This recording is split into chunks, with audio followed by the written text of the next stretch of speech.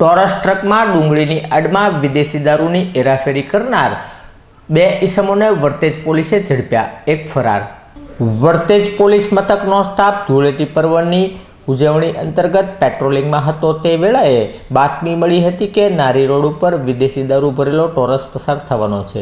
જે બાતમીના આધારે પોલીસે પસાર થયેલા ટ્રક નંબર GJ4808051ની તલાશી લેતા ડુંગળીની આડમાંથી વિદેશી દારૂની કુલ બોટલ 268 અને બિયરના ટીન 360 મળી આવતા પોલીસે રાજેશભાઈ રોશનભાઈ ખટીક અને દિનેશભાઈ મૂળજીભાઈ રાઠોડને ઝડપી લીધા હતા, જ્યારે આ ગુનામાં આદિત્ય કૈલેશ દેશમુખને ઝડપી લેવા ચક્રો ગતિમાન કર્યા હતા।